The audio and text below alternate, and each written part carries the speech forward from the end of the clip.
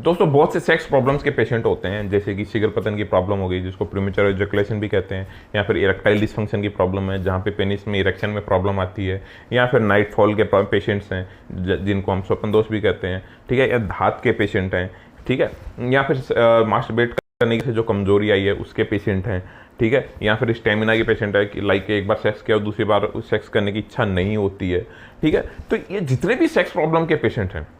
ठीक है, ये कुछ मेरे पास काफ़ी ऐसे पेशेंट्स के कॉल आते हैं, सर बोलते हैं सर मैंने ये दवाई भी ले ली, वो दवाई भी ले ली, मैंने इस डॉक्टर से दवाई ली, मैंने इतनी महंगी दवाई ले ली, मैंने ये कर लिया वो कर लिया, मैं फिर भी ठीक नहीं हो पा रहा हूँ, मुझे क्या करना चाहिए। तो आज की वीडियो में हम लोग यही बात करने वाले हैं कि आपने सब कुछ कर लिया उसके बाद भी ठीक नहीं हो पाए, तो यहाँ पे दो सवाल बनते हैं। पहला ये कि ऐसा क्यों, और दूसरा ये कि अब क्या करें, ठीक है। तो इन दोनों सवालों के जवाब आज के वीडियो में मैं देने वाला हूं, तो बने रहिए वीडियो के अंत तक। नमस्कार दोस्तों, मैं हूं डॉक्टर मनीष शर्मा और आप देख रहे हैं आपका अपना यूट्यूब चैनल आयुर्वेदा किंगडम। दोस्तों, सेक्स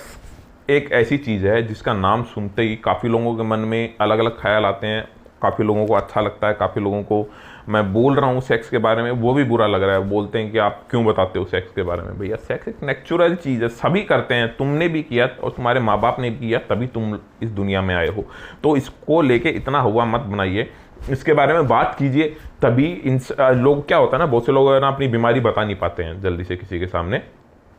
तो अंदर ही अंदर घुटते रहते हैं, ठीक है, और उसकी वजह से बीमारी विकराल रूप ले लेती है और उनके आपस में ही परिवार में ही झगड़े हो जाते हैं। वाइफ को जब वाइफ संतुष्ट नहीं हो पाती है तो फिर काफ़ी दिक्कतें आती है, समझ सकते हैं इस बीमारी के लोग, ठीक है। तो इसके बारे में बात करना जरूरी है, ठीक है, बात करेंगे तभी सोल्यूशन मिलेगा, ठीक है। अभी टॉपिक की तरफ आते हैं कि दोस्तों क्या होता है ना कि ये जो बीमारियां होती हैं इनके बहुत से कारण होते हैं, कारणों की कमी नहीं है। बहुत से लोग मुझे फोन करके पूछते हैं मुझे शीघ्रपतन हो रहा है, ऐसा क्यों हो रहा है। अब यार मैं अंतर्यामी थोड़ा ना हूं, समस्या बताना पूरी, क्या क्या किया है तूने, पहले क्या क्या कांड किए हैं पहले वो तो बताओ, सबसे पहले पूरी डिटेल बताओ मुझे बीमारी की, तभी तो मैं बता सकता हूँ। कोई अंतर्यामी थोड़ा ना फोन पे बात किया बता दूंगा सब कुछ, यार थोड़ा कॉमन सेंस रखा करो आप, ठीक है। और बाकी मैं सारी जानकारी वीडियो के अंदर देता हूं, मैं सब कुछ बताता हूं। काफी लोग होते हैं सब पूरा वीडियो देखने के बाद भी वही सवाल करेंगे मुझे कॉल करके, वो मत करो यार प्लीज। मैं नंबर देता हूं ट्रीटमेंट से रिलेटेड जानकारी के लिए नंबर देता हूं, न कि वीडियो के अंदर जो बताया वही बताने के लिए वापस। प्लीज थोड़ा सा आप भी समझिए,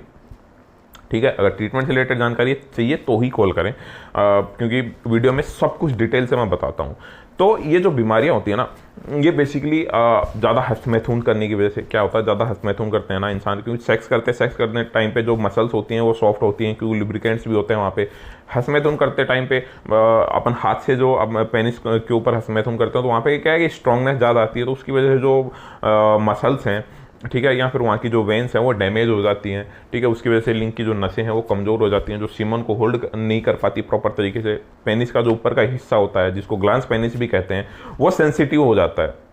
आपने फील किया होगा कि जब भी आप फोर प्ले करने वाले हो, फोर प्ले कर रहे हो या फिर किस वगैरह कर रहे हो, तो आपको लगता होगा कि यार मेरा निकलने वाला है या जल्दी निकल जाएगा, आप खुद फील कर लेते हुए चीज़। वो इसीलिए होती है क्योंकि पेनिस आपका है वो सेंसिटिव होता है, इस ज़्यादा हस्तमैथुन करने की वजह से सेंसिटिव हो जाता है वो एरिया, ठीक है। इसके अलावा इसके और भी कारण हो सकते हैं, आपका खान पान, आपका एज फैक्टर, आपकी जो फूड हैबिट्स हैं, आप जंक फूड ज़्यादा खा रहे हैं, ज़्यादा मसालेदार चीज़ें खा रहे हैं, ड्रिंकिंग स्मोकिंग की हैबिट्स, ठीक है, या फिर स्टेरॉइड का सेवन, जिम वगैरह करने वाले लोग स्टेरॉइड का सेवन करते हैं, उनमें इरेक्टाइल डिसफंक्शन की प्रॉब्लम्स आने लगती हैं, ठीक है। तो कारण बहुत है, बहुत बड़ा साइंस है, बहुत बड़ा, इसके ऊपर आप पूरी डिबेट बिठा सकते हो, ठीक है। कारण बहुत होते हैं, वो आपको खुद देखना पड़ेगा, डॉक्टर को बताना पड़ेगा कि मैंने ये कांड किया है उसकी वजह से ये दिक्कत आ रही है, ठीक है। जब तक आप नहीं बताओगे डॉक्टर नहीं समझेगा उसको, वो अपनी हिस्ट्री ले सकता है पर आप सच्चाई बोल रहे हो कि नहीं बोल रहे हो उसके पास कोई इलाज नहीं है।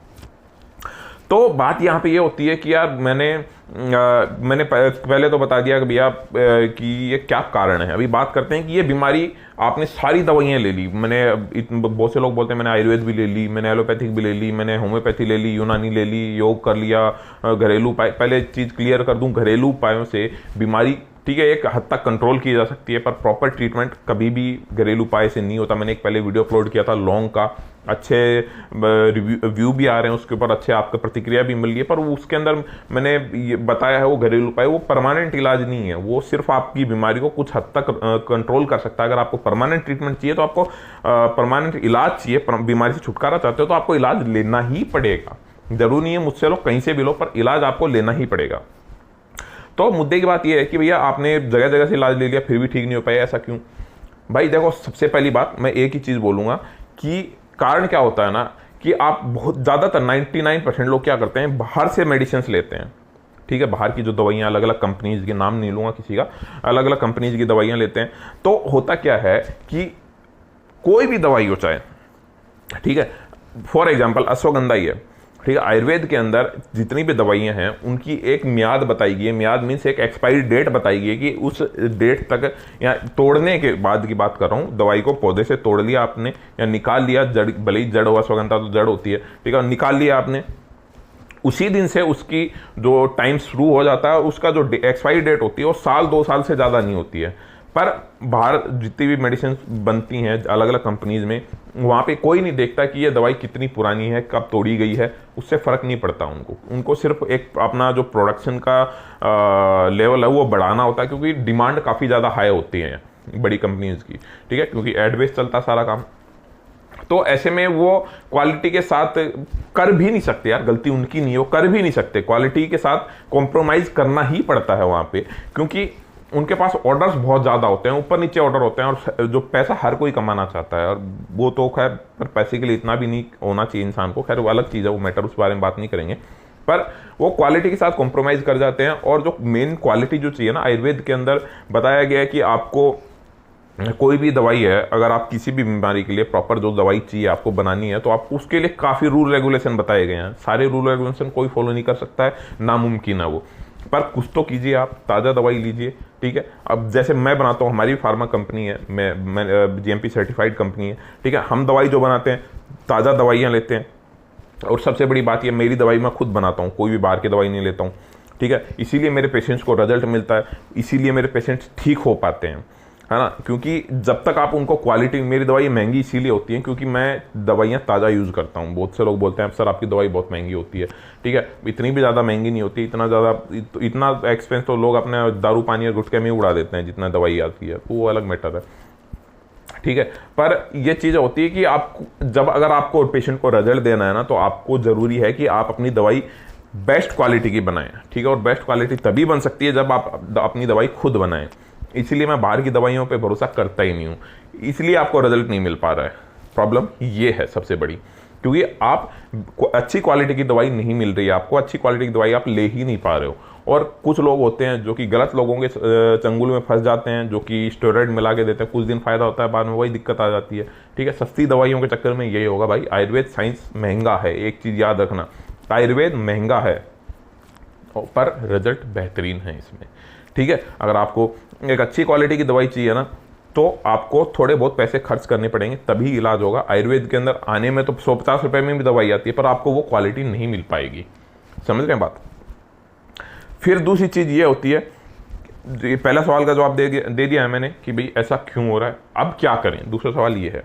तो अब क्या करें, उसके लिए सबसे ज़रूरी ये है कि आपको पता होना चाहिए कि आप जिस डॉक्टर से दवाई ले रहे हो उसको सब कुछ पता है कि नहीं पता, उसके पास डिग्री है कि नहीं है। अब ये बात मैं इसलिए बोल रहा हूँ डिग्री है कि नहीं है, क्योंकि एक जिसने डिग्री की है, जो डॉक्टर ने अपने 5-6 साल डिग्री की है, उसको पता होता है कि पेशेंट को क्या देना है, ठीक है, क्या डोज में देना है, ठीक है, दवाई किस तरीके से बनानी है, और उसको किस लेवल तक उस दवाई का साइड इफेक्ट नहीं होगा, या फिर वो दवाई किस लेवल तक इफेक्ट करेगी, कितनी बार देनी है, क्या मात्रा देनी है, ठीक है। और वो बीमारी की एनाटॉमी, फिजियोलॉजी, पैथोलॉजी सब कुछ उस डॉक्टर को पता होती है, ठीक है। और एक जो झोला छाप डॉक्टर होते हैं या फिर नीम हकीम जो होते हैं, उनको नहीं पता होती है, उनको सिर्फ बाप दादाओं से सीख लिया, इधर उधर से देख के सीख लिया, यूट्यूब वीडियोज़ पे देख के सीख लिया, ठीक है, वो वहाँ से नॉलेज गेन करते हैं और पेशेंट को ट्रीटमेंट देने लग जाते हैं, और साथ में वो जो स्टेरॉइड्स होते हैं, एलोपैथिक दवाइयाँ होती हैं, वो दवाइयों में मिलाने लग जाते हैं सॉरी। तो रिजल्ट मिलेगा कहाँ से, ये मेरा कहने का कारण है, कहने का मुद्दा है। तो आप सबसे पहले ज़रूरी ये है कि आप एक अच्छे डॉक्टर से कंसल्ट करें, ज़रूरी नहीं है मुझसे लें, किसी से भी करें, पर एक अच्छे डॉक्टर से कंसल्ट करें। डॉक्टर को नॉलेज होना चाहिए, उसके पास ट्रीटमेंट अच्छा होना चाहिए, उसके पेशेंट्स के रिव्यू मिले ना मिले वो कोई ज़रूरी नहीं है, ठीक है, क्योंकि एक पेशेंट की जो प्राइवेसी रखना एक डॉक्टर का धर्म होता है, तो प्राइवेसी कभी नहीं लीक होनी चाहिए। बट आपको जरूरी ये है कि डॉक्टर के ऊपर भरोसा होना चाहिए और डॉक्टर की दवाई पे भरोसा होना चाहिए, तभी आप ठीक हो पाओगे, तभी इलाज हो पाएगा आपका। बाकी अगर वीडियो में कुछ भी अच्छा लगे और अगर आपको ट्रीटमेंट से रिलेटेड कोई भी जानकारी चाहिए तो नंबर मैं दे रहा हूँ, कॉल कीजिए, बात कीजिए, आपका बीमारी का सोल्यूशन मिलेगा आपको। पर अगर वीडियो के बारे में जानकारी चाहिए तो प्लीज़ कॉल मत कीजिए, क्योंकि वीडियो में सब कुछ बताता हूँ मैं, समझ रहे बात। बाकी आप अगर नए हो चैनल पे तो चैनल सब्सक्राइब कर लीजिए। मैं मिलता हूँ किसी इंटरेस्टिंग जानकारी के साथ एक और नए वीडियो में, तब तक के लिए जय हिंद।